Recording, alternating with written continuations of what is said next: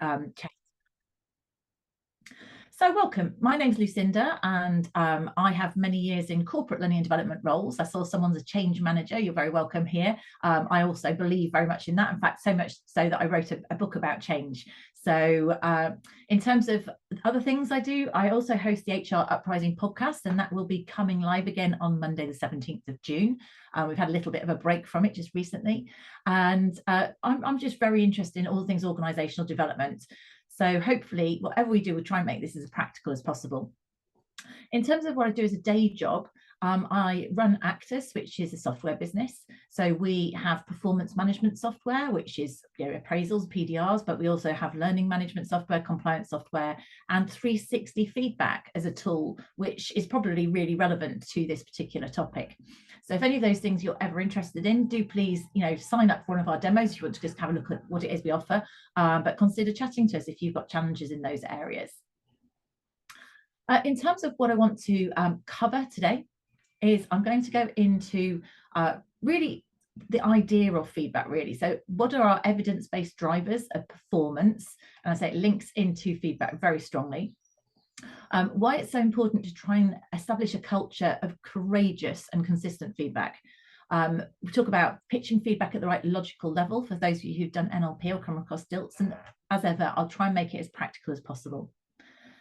So starting off with a whole sort of behavioural science evidence-based approach, when you look at any of the evidence of this, so if you went to the CIPD where they've done research on these things, we also had a research review a few years ago where we got psychologists to go and look at all sorts of evidence across the piece as to what actually drives performance. So what behaviours drive performance?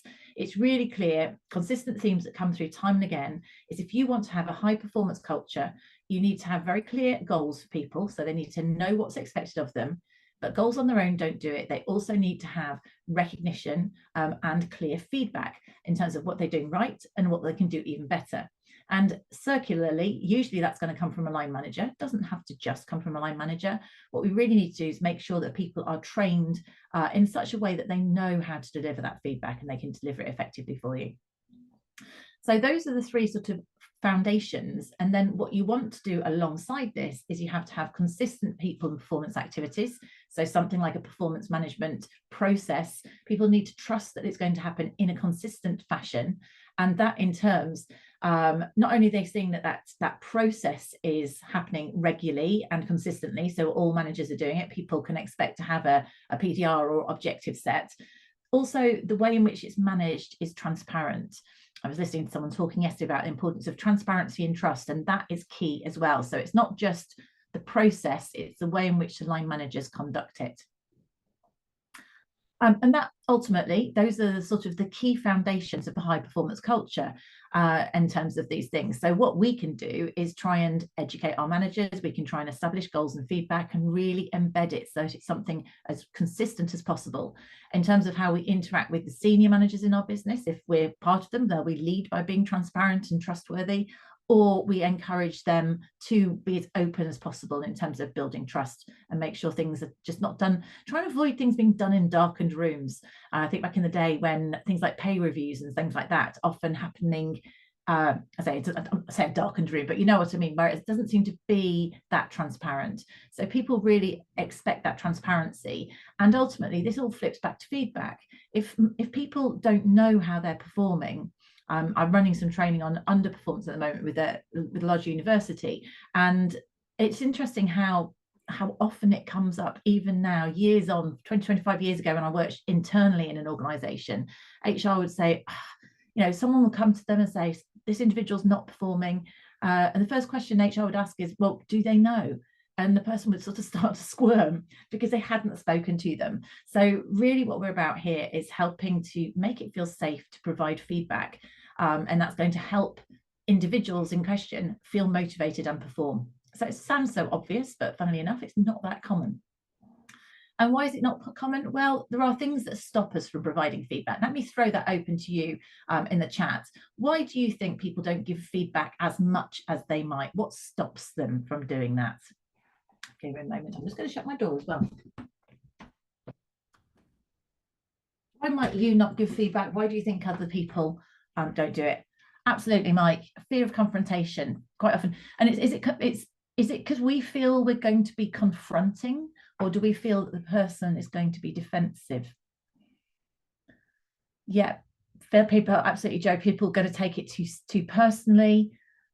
So we're uncomfortable about the reaction that you might get from the employee.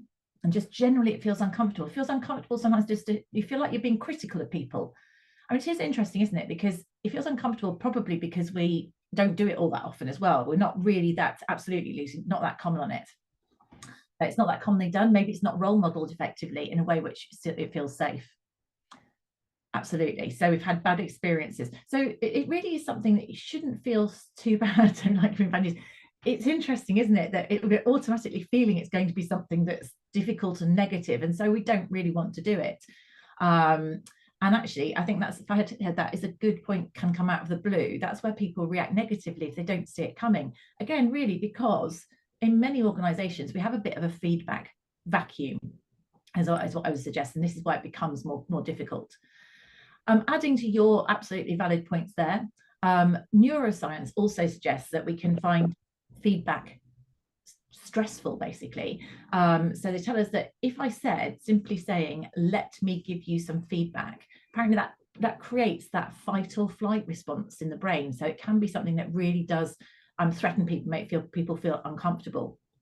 However, this is where we start thinking maybe we need to be as brave as possible in terms of doing it, because feedback that builds people's self-esteem, helps people believe in themselves, so linked to growth mindset, which I'll just briefly run through for those of you who aren't familiar. I'm sure lots of you are familiar with Carol Dweck's work, but if we're looking at feedback from a point of view of we believe in that person, so we believe that feedback is about improvement, that's what growth mindset is about. And if I have a line manager who's telling me something because they believe I can be better, they're not criticizing me and saying I've done something wrong, it's actually what can I do to do more of and be even better, then you're much less likely to have a threat response. And you can see here how this actually links with that first comment, wasn't it, in terms of if you have trained managers. So if managers who build trust and are well trained and have strong relationships, and Mike, you're right, poor performance could be a reflection of the way in which the line manager has spoken. I think sometimes if a line manager, particularly when we talk about managing underperformance, a line manager might be quite nervous because they know they haven't given clarity or feedback, so they haven't helped someone to respond. Maybe they haven't been consistent in their management activities.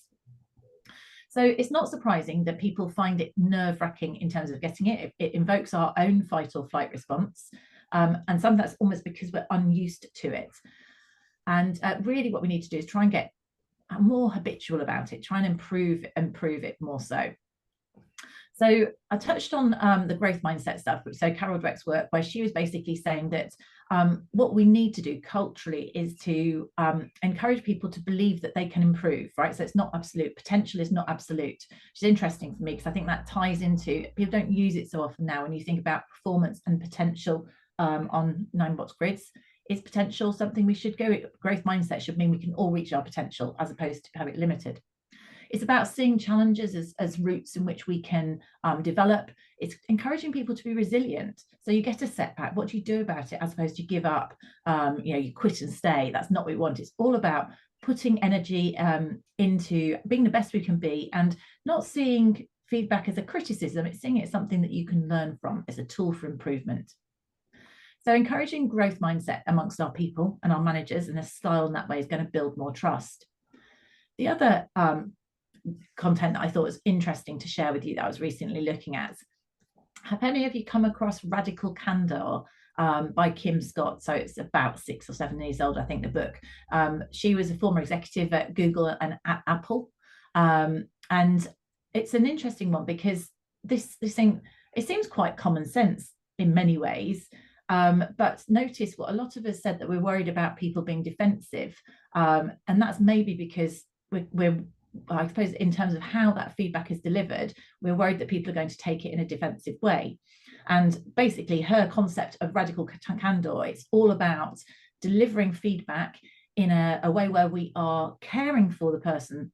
We've got their best interests at heart. Again, this is a cultural thing. We, as a line manager, people know that we've got their best interests at heart. We're not trying to just knock them down, but we need to really be direct. And that's how you get this sort of profound change in terms of that. So it's not just being nice for nice sake. Now, I have a personal theory, I haven't done any research on this, that some personality styles would find this easier or harder than others. And one of the things you sometimes find, in fact, I was commenting on something on LinkedIn where I saw that somebody had communicated about the sandwich feedback. Are you familiar with the sandwich approach to feedback? In fact, if you are, do you like it or hate it? What do you think? Is it a good route or is it a less good route? So sandwich being basically, if you're going to give someone some feedback, you give them a piece of positive feedback, and then you give them the criticism or the thing to change, and then you say something positive again. So you're sandwiching the criticism or the thing to change between two slices of bread. So Elise and Lucy are not keen on it. So my concern with this is, if you genuinely want somebody to improve, then what you want them to hear the message, and wrapping it up in sandwich can make it quite waffly. And you know what, some people have more of a naturally waffly style, some people have more of a naturally direct style, and either of those can be a problem when you're giving feedback, actually. So the direct could be too direct, in which case the person might be defensive. So you've got to make sure, if you're more naturally direct, that you're able to soften it, but just softening it not by giving lots of pointless positives that are not connected with what the behavior is that needs to change, but just by demonstrating this whole idea that you are bothered about the person, you want to help them to be the best they can be. So using terms like, I noticed, I've got some examples later, you might say, it would, next time you present in front of the board, it would be even better if you handed out your slides, or you made eye contact with people and slowed down and spoke really clearly. So being just clear, even better if, is a really nice term that I hear people use. In terms of if you're someone who's more naturally, let's say, a people person, and you don't feel it so easy to be direct, the risk there is that people sometimes don't hear the message that you actually want them to leave with, and that can be a problem when it comes down to performance issues, basically. Absolutely, Joe, in terms of the bits of sandwich need to be totally specific, and I'm going on to that in a moment.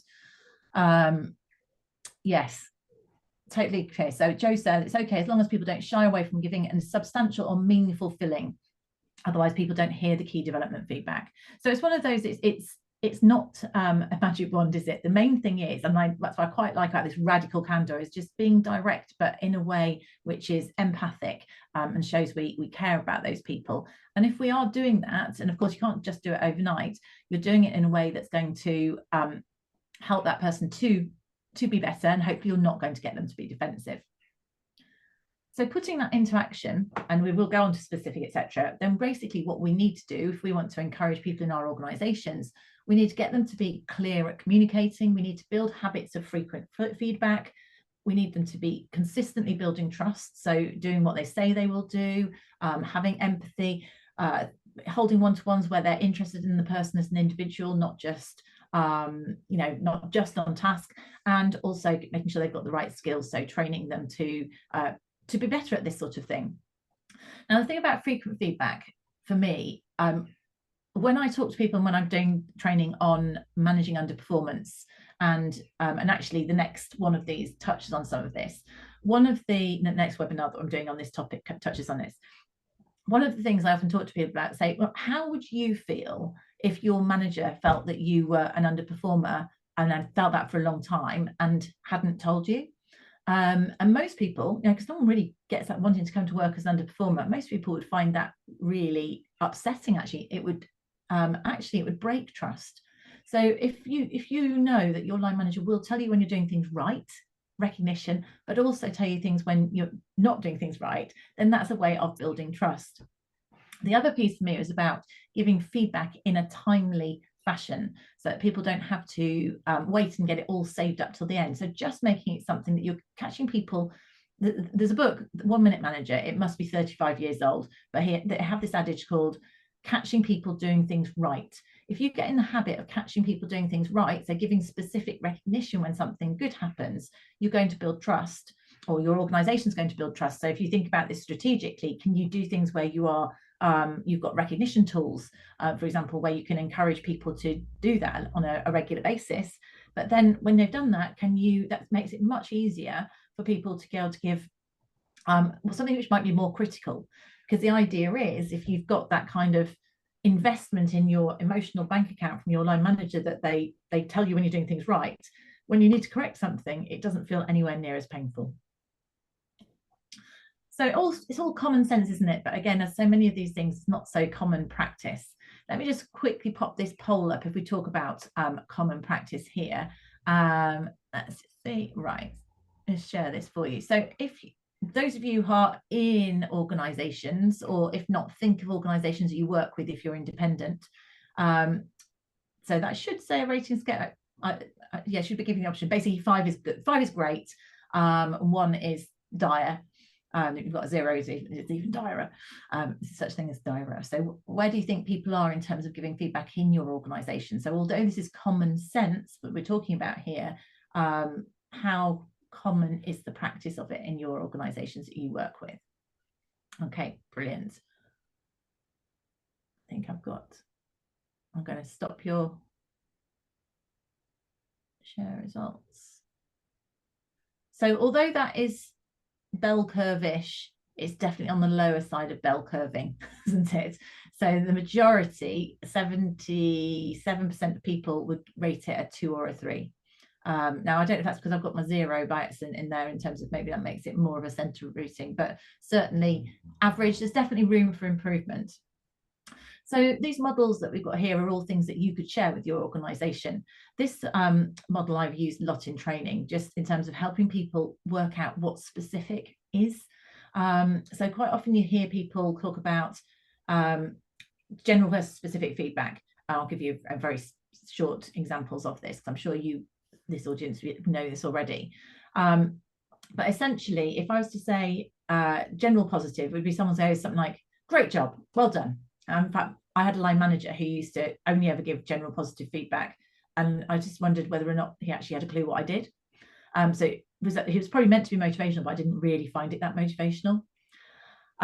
Specific positive is actually being much more clear about what it is that someone did well. Now, that's a real investment in someone's skills, and often it's easy for us to overlook the positive.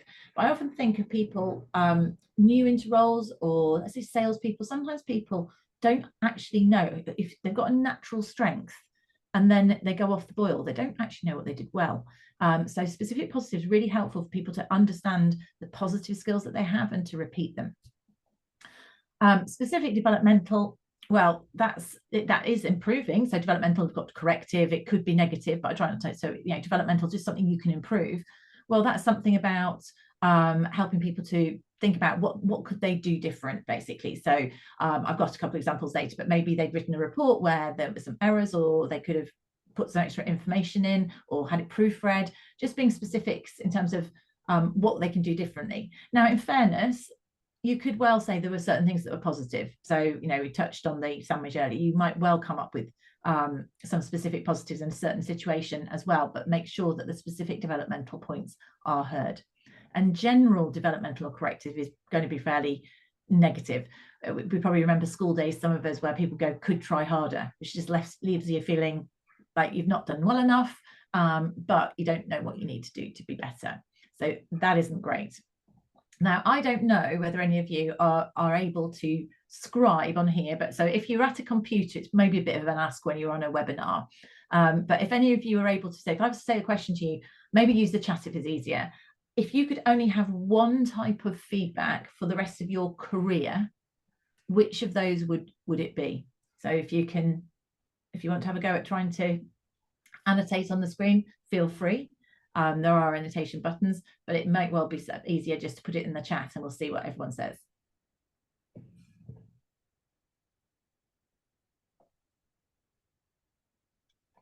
Oh, full marks. I want to know who that was who managed to do that. The name flashed up. Elise has managed to do it as well. Well done. So far, 100% of people who are responding. So the chat is specific developmental, and also the annotations on the screen are also specific developmental. So that is consistent with whenever I hear this from people, whenever I run this in training courses. So for me, the flip of this is, if actually we would all really like specific developmental delivered in a radical candor way, then we should try and get into the habit of providing specific developmental, because that's how people grow. So everyone's here saying that's what they want, yet isn't it interesting that many of us, including our managers, don't feel that well equipped to do it? So again, training, practice, I think, is the main thing. And by practicing it, this whole fight or flight response, if we're doing it on a regular basis, and one of the things I think is a great way of starting it is getting to the habit of giving the specific positives and then the specific developmental, then you're actually just you're exercising your feedback giving muscle. You get better at doing it. So these are just a couple of examples that just I'll whiz through in terms of this. But, you know, someone said, great job. Oh, but it's nice enough. It's not really very motivational. So it's general positive, but, you know, you wouldn't feel great about it. Whereas if you said something like, you answered the customer questions really simply and clearly with effective use of the market data, really good job, then that's much clearer. They know what it was that they did right. So that's much more positive for them. General negative here, that report isn't, or general corrective or developmental, that report wasn't quite up to scratch. Well, that would be frustrating, right? More specific, they're a bit short these, but the data tables in the report you sent over were lacking references or expectation.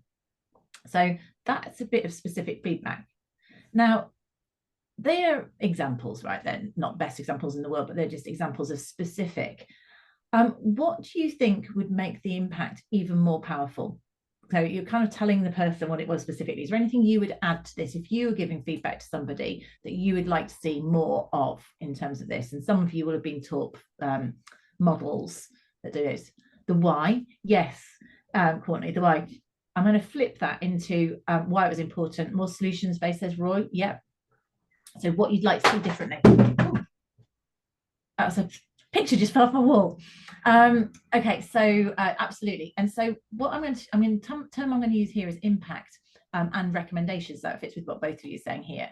So one of the things here is, if you say that the reports, the tables you sent over were lacking references or explanations, the impact of this is a bit like the why you think it's something that could be improved. This meant it was quite difficult for us to understand the context and the full meaning of the data.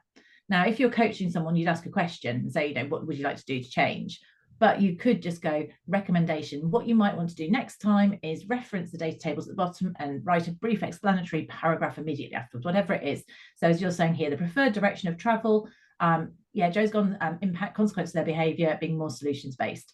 So if you talk about the impact and potentially a recommendation, you're going to make it more powerful and more clear for the person. And then you know what, it's not as critical.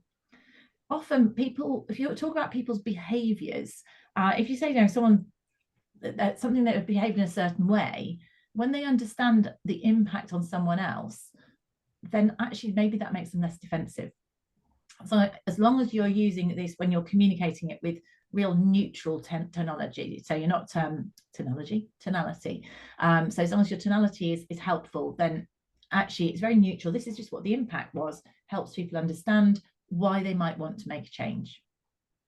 And we've got the same things for feedback with recognition. You know, if someone answers some questions really well, it made you appear open, honest, credible in front of the customer. So it's definitely worth doing again. So we've talked now about, we've talked about candor, we've talked about being specific. We understand that people would prefer to have specific developmental. And we've also said if you're being specific, it's even more powerful if you use impact and maybe a recommendation for the future. So people are really clear on what to do. And it feels much less critical. So people are less likely to be defensive, which is what we were fearful of earlier on in the chat. So then here is a model, Diltz's logical levels. Who's heard of Diltz's logical levels? I know that Joe has. Who else is familiar with Diltz's logical levels? I'll keep an eye out for anyone. I'm going to go forward with it just in terms of keeping to time. So I first came across Diltz's logical levels in NLP, but basically it's a sort of level of thinking about the impact of your communication based on how you deliver it, basically. And the idea is, in terms of our own internal persona, if you like, how we feel about things, is if you gave feedback to somebody at an identity level about them as a person, about their values and beliefs, you know, said whether they value something or believe in something, or even to a certain extent their skills and capabilities, particularly critical feedback, then you're more likely to get a defensive reaction because they feel it's very personal. And so often people who have quite haven't been educated, let's say, in giving feedback, their language might be a little bit clumsy, and it might come over as if they are criticizing people, you know, at an identity level. I mean, you talk about this in terms of parents and children that might have told people off and saying, oh, you'll never be any good at this, or you're useless at maths. And these kids have heard this when they're young, and they then take this on as actually being who they are. Obviously, as adults, we've got a better idea of what our identity, you know, who we are, but it's going to get much more of a defensive pushback if you word feedback at that kind of higher level. And I'll give you some examples in a moment. On the other hand, if you want to give feedback which is more likely to land, it's going to feel safer with people, then what you want to be doing is really talking about behaviors most of the time, because we're talking about people. You can do environment. Environment is pretty innocuous. It just may not help that person improve. So we really want to be focusing in on being specific about behaviors. And behaviors could be something you heard someone say or saw them do. It will bleed over a little bit into skill and capability, but focusing on a behavior, because through improving your behavior, people will improve their capabilities and skills. So let me just bring that to life a little bit and give you a couple of examples of this. So what I'm saying is, in terms of effective feedback or safe feedback, environmental feedback is very innocuous, as I say. So let's say you've got a couple of positives here. So your presentation delivery was clear and you engaged the audience effectively. I mean, I'd say that's a little bit general actually, because I've just got it as a quote here. So you would want to say why it was clear. So your diction was well paced, and you asked questions from the audience and made good eye contact. So I'd be quite specific about those behaviours.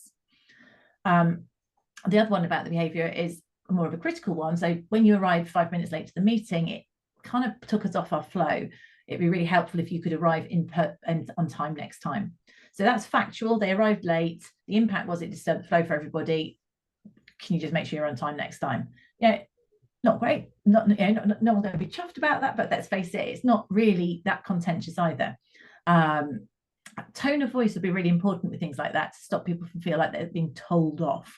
But fundamentally, you know, occasionally people need to just correct their behaviours, and knowing about it is important. Now, what I want to do today is those are your sort of behaviours, those are your examples here for you. What you want to avoid, as I was saying earlier, is feedback at this higher levels, if you like. So a capability type level might be if someone said, oh, you lack leadership capability, right? That's going to get a defensive response probably, or it's going to really demotivate somebody. Something about values, you don't value people's time. Again, that's judging people's, that they're putting in, you're making a judgment about what people do or don't value. Again, that's very personal, as opposed to the one about earlier, which is when you arrived at the meeting on time, the impact was it put us off our stride. It'd be great if you can appear. So it's the same situation that's occurred here. The difference is you've just talked about the behavior on the previous example. Here, by saying someone, you don't value that someone's time, is much more contentious, much more inflammatory, and you're just not a natural leader at an identity level. Is, again, not a constructive thing to do. So we want to get people to recognize what good behavioral feedback is, to help them to be better at doing so. Any comments or points on that? I wasn't sure if anyone was familiar with this or not. As I say, it's on the slide. You can look more up about this. This is a real whistle-stop tour through, because I'm trying to keep it as concise as possible. And let me just go on to my final little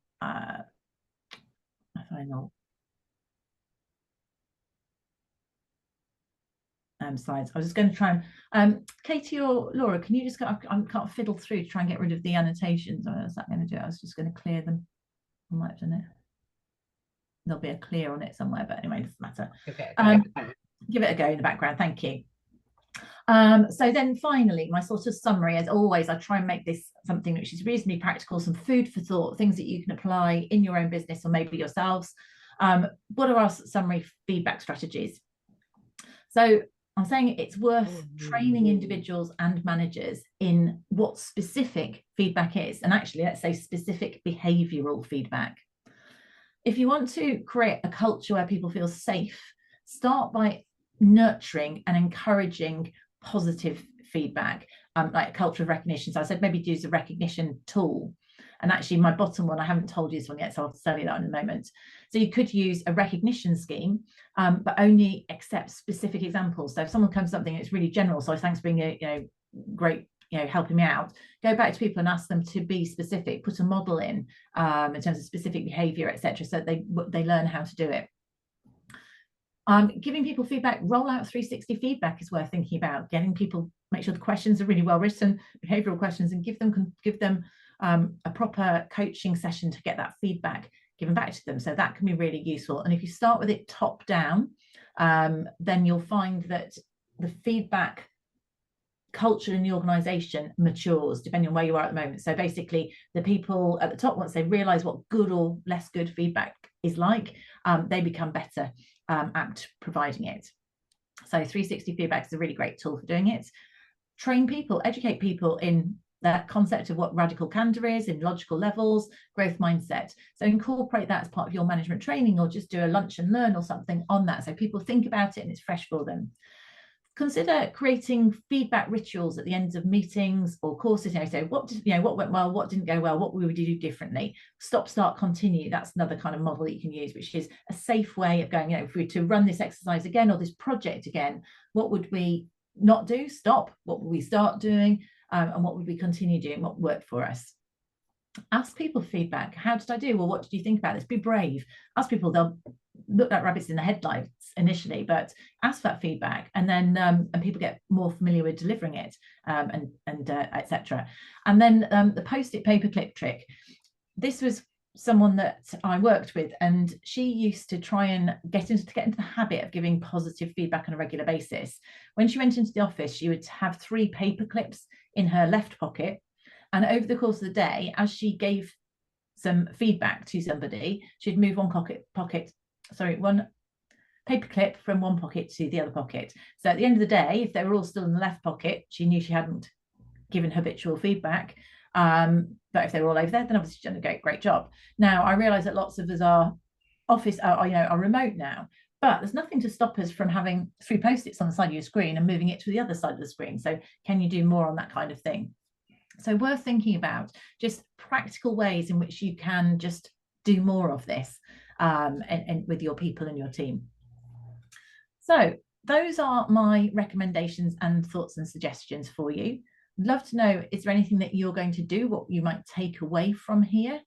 What thoughts? Keeping people's self-esteem is really important, Colin. And it's how you deliver it. So, and how you deliver it, and it's talking about behaviors, isn't it? Rather than criticizing them as a person. We can change our behaviors. That's the main thing. That's why it is this whole growth mindset. You can change your behavior. And it's key for people to be able to feel empowered to do that. So any other questions, any other comments, what you might do? We'd love to hear from you, have thoughts there. Just in terms of this, I'll let you know what's coming. Do you have to deliver feedback on skills and capability if you are managing poor performance? So you would probably, if you were going down the exit route with somebody, one of the routes is capability, isn't it? So that is a way in which you can legally performance manage somebody out of business in the UK. So you've got conduct and capability. But what you would probably have needed to do before you got to that is you should have been giving feedback about their behaviours to turn it round. So you should be delivering your behaviours on, so the whole thing, you should go in, I'll talk about this on the next one, you need to go into dealing with underperformance with an open mind, with the belief that that person has the skill and capability to do their job. You give them the support, you give them the feedback, you give them the training to help turn that performance around. It's only if that doesn't work that you may decide that then actually they're going to need to leave based on capability in that situation. So I suppose going up that ladder, it is escalating it, but that's because you've done everything you could to turn it around at behavioural level. Does that make sense, Lucy? That's here. Joe says, my best boss ever used to start our one-to-ones with 2-way feedback. He'd start by asking me, what have I done this month that's helped you to do your best work? And what have I done as your manager that's hacked you off? He was open to getting both positive and negative himself, and he created a great culture of feedback. Absolutely. That's nice. Great stuff, Lucy. I'm pleased. That's good. Okay. 360 now, a couple of offers for you to be aware of. If you want to try 360 feedback on yourself, we've got a special offer going on where you could have your own 360 report. We've got a standard template, and you get one-to-one feedback. I would probably, with me, for £1.75, no, I'm afraid £175. But you get a full report and you get to experience 360 feedback. And obviously we can, we have Actus 360 now, which you can use as consultants or in your organizations if you want to do more of. And our Management Booster series, some of the content I've covered here is about this, exactly this. So if you want to boost people in your organization, get them talking about managing underperformance, improving feedback, then we have these little sessions, manager boosters, and there'll be details of this coming out to you. If you want to educate people, then we can do that for you as well. In terms of what's coming up, obviously we're hitting the summer, so we've got just a couple of things coming. We've got an open demo if you want to take a look at Actus, and also turning around underperformance, Lucy. So that's when I'll go into a bit more practicalities. So that one, if you wanted to attend, you may already know this. I know we've got quite an educated audience here. If you've got line managers who might want to turn around underperformance, then they're welcome to come to this as well. So it's a bit of a, how do you deal with underperformance as a line manager, or educate people, and it links very much to our management boosters. But obviously that's a free webinar. So thank you so much for joining. I'm going to stop sharing now. You'll get other links where the various links on it in terms of the PDF. And if there's no more questions,